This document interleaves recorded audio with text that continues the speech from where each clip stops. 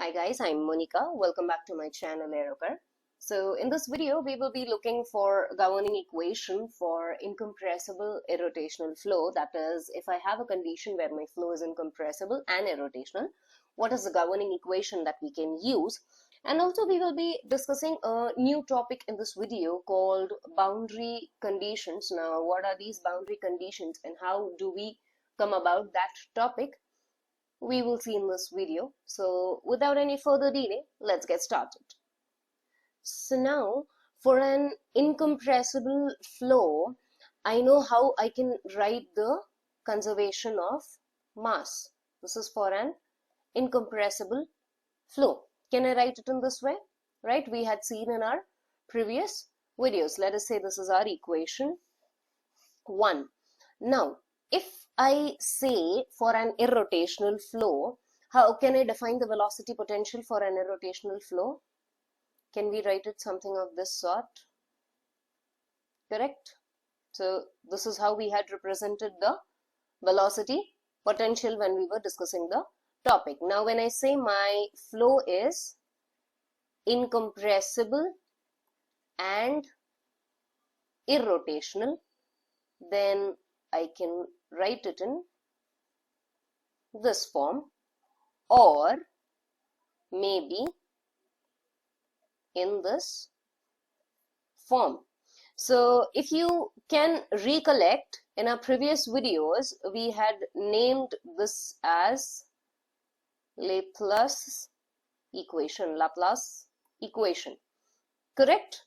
So the solutions of this Laplace equation, whatever we get, are known as, the solution of these Laplace equations are known as harmonic functions. We call them as harmonic functions. Now if I want to write this Laplace equation in terms of the three coordinate systems that we have, that is Cartesian coordinate system, cylindrical and spherical coordinate systems. So we can write them in this way, that is in Cartesian coordinates you have phi is equal to phi of x, y, z, and then in terms of cylindrical r theta z, and in the spherical coordinates. So we can write them in this form.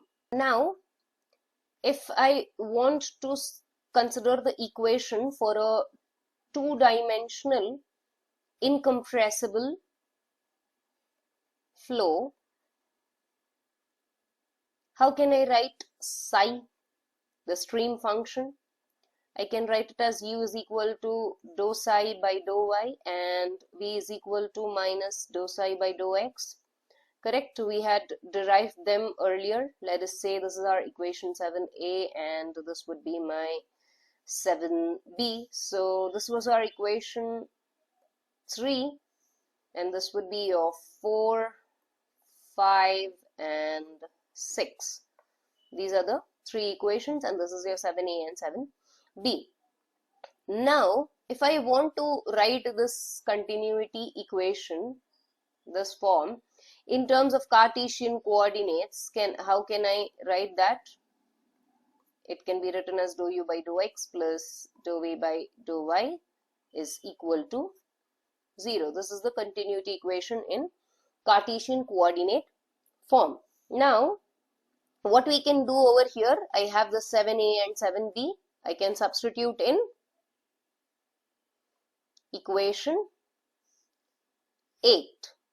So if I substitute 7a and 7b in equation 8, that is you have u and v in terms of stream function, so the final equation that you get would be dou square psi by dou x dou y minus dou square psi by dou y dou x is equal to 0. So this is our equation 9. So now from this equation, mathematically this is equal to this term is equal to this term by looking at this equation, correct? So the condition for stream function psi is automatically getting satisfied when we look at this equation. Now if the flow is irrotational, in the place of continuity, equation 7a and 7b can be used if the flow is irrotational. Then the condition of irrotationality would be given by dou v by dou x minus dou u by dou y is equal to 0. This would be the irrotationality condition when my flow is irrotational. Okay, so let us substitute the u and y, u and v in this equation. So I can write it as dou by dou x into minus dou psi by dou x minus dou by dou y into dou psi by dou y is equal to 0. Or I can modify it and write it as dou square psi by dou x square plus dou square psi by dou y square is equal to 0. Let us say this is our equation 10. This equation, also known as the Laplace equation. So stream function is also satisfying the Laplace equation along with phi. So now there are some important conclusions that we get out of this Laplace equation, that is the equation 10 and equation 3. One is in terms of phi and one is in terms of psi. What are those important conclusions that we get? If there is any flow which is irrotational, incompressible, and it has a velocity potential and a stream function. So stream function would be only for a two-dimensional flow, that we have to keep in mind. In these conditions that both satisfy the Laplace equation for this particular flow condition. Conversely, if there is any solution of Laplace equation that we get which represents the velocity potential or a stream function for an irrotational incompressible flow. So these are the conclusions that we derive. That is, what is the first one? If we have an irrotational incompressible flow which has a velocity potential and a stream function, they will satisfy the Laplace equation. And if there can be any solution that the Laplace equation, whatever the solution we will get, that will represent the velocity potential or the stream function for an irrotational incompressible flow. Okay, now proceeding further in our video, there are some important note points that we have to discuss with respect to this Laplace equation. Now, what kind of equation is this, a Laplace equation? If you observe carefully, it is a second order linear partial differential equation. This Laplace equation, it is a second order linear partial differential equation. Now, the sum of any particular solution of linear differential equation is also a solution of the equation. Alright, now because we are saying that irrotational incompressible flow is governed by the Laplace equation and my Laplace equation is linear, what we can conclude that a complicated flow pattern for an irrotational incompressible flow can be synthesized by adding together a number of elementary flows that are irrotational or incompressible. Okay. For example, let us consider irrotational incompressible flow fields over different aerodynamic shapes. For example, maybe a sphere, or maybe a conical kind of thing. If we are considering maybe a cone is placed this way as well, any way tilted you wish to consider. So if we are considering irrotational incompressible flow over these aerodynamic bodies, or it might be an airplane wing as well, what you want to consider, any aerodynamic body of your choice. So what will happen is each flow is going to be distinctly different, correct? the streamlines and the pressure distribution over a sphere will be different from that of a cone, and it will be different over a wing. So each flow is going to be distinctly different. These different flows are all governed by the same equation. Now, even if I'm taking a sphere, I'm taking a cone, or I'm taking a wing of an aircraft, they are governed by only the same equation, that is this Laplace equation, correct? Now, but when we are saying that the streamlines and pressure distributions are different over these aerodynamic bodies and my governing equation is same, how do I make out the difference? How do we obtain this different flow for different bodies? How do we make out the difference? Now, the topic comes known as boundary conditions. Whenever you're analyzing a flow as a fluid dynamic engineer or an aerodynamicist, so one thing which you need to concentrate on, which is of prime importance, is your boundary conditions. So as we are seeing a live example over here, that is the governing equation is the same, but then how do we differentiate it for different aerodynamic bodies? The answer is boundary conditions. That is, although the governing equation is same for all the three aerodynamic bodies, but the boundary conditions would be different based on the geometric shape what we have chosen, correct? So because this aerodynamic or geometric shape whatever we have chosen, my solution will be different. So the boundary conditions are of vital concern when it comes to fluid dynamics or aerodynamics.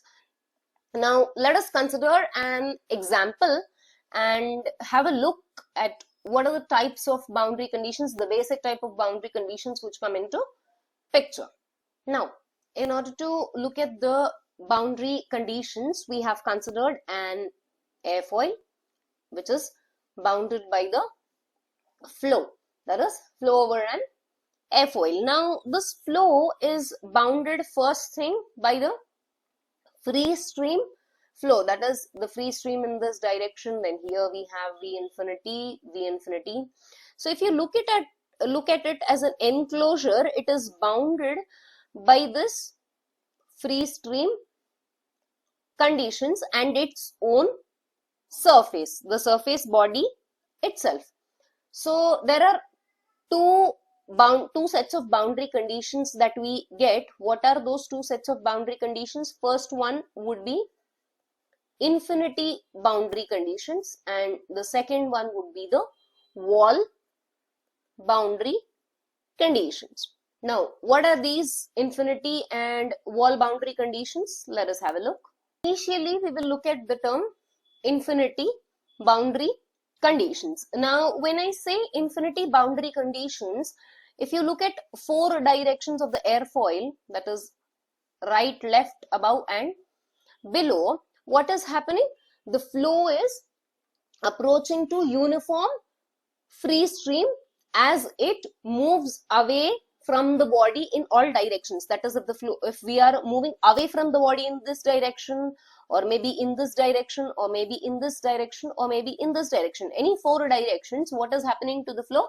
It is approaching to the free stream conditions as we move away from the body. Now, here what we will say is, let V infinity, the velocity V infinity, that is your free stream velocity, it is aligned with x direction. Okay, this is the thing. So now when we are moving far away from the body, that is at infinity, can I write u is equal to, which is given by dou phi by dou x or dou psi by dou y? So this would be given by V infinity. Let us say this is our equation 11a, and if I have to write V, then it would be dou phi by dou y, which is equal to dou psi by dou x in terms of stream function, which would be equal to 0. So these equations 11a and 11b are the boundary conditions on velocity at infinity. That is, they apply at an infinite distance from the body in all directions, above and below, left and right of the body. So this was about the infinity boundary condition. Now let us look at the second one, that is the wall boundary condition. So now in case of wall boundary conditions, let us consider that this airfoil, what we are taking, is a solid surface. Now when I say this airfoil is in solid surface, which means my flow cannot penetrate through the surface, that is, it cannot go inside this, correct?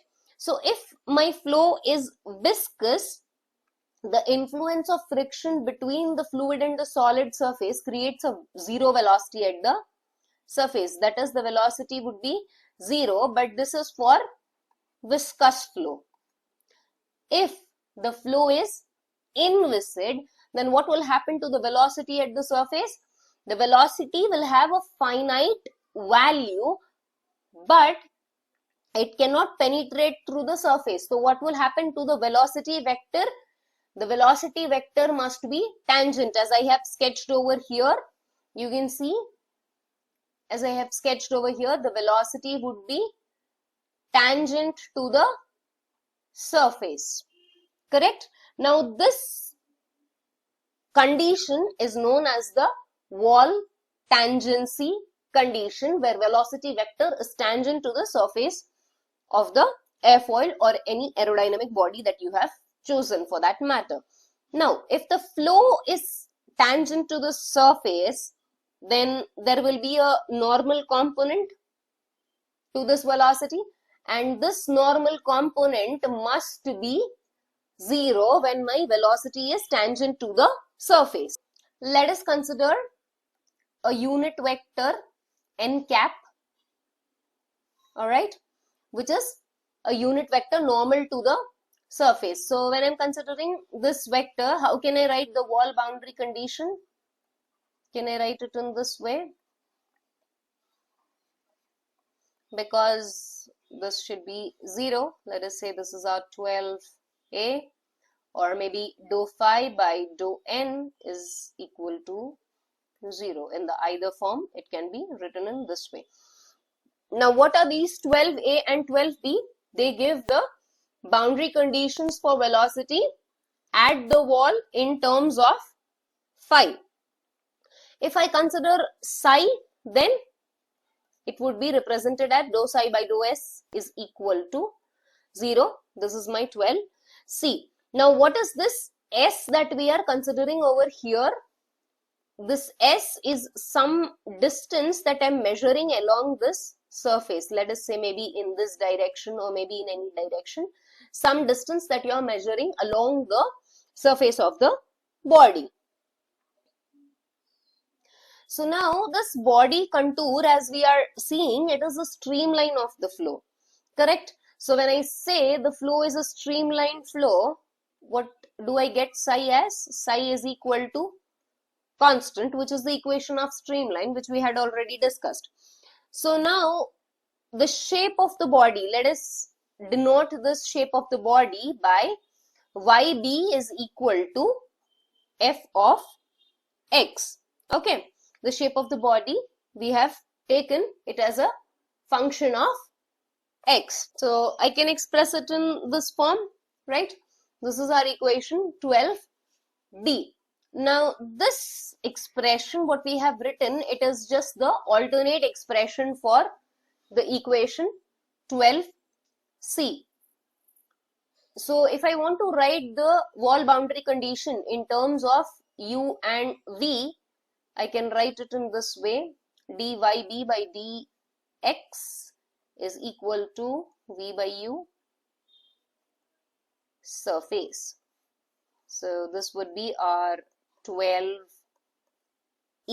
Equation form in 12e, what you are seeing, which is for the flow tangency condition at the body surface, it is used for all inviscid flows, right from incompressible to hypersonic. On the contrary, it should be seen that your flow is inviscid and does not depend on the formulation of the problem. This equation does not depend on the formulation of problem in terms of phi or psi. So this was some discussion about the boundary conditions, how we can take the boundary conditions if we are moving like away from the surface and towards infinity, what formulae we can use, so in order to get the solution or the flow parameters, correct? And if we are considering it as a surface wall, how can we take the velocity, how can we find out? So this was a very basic example using the Laplace equation.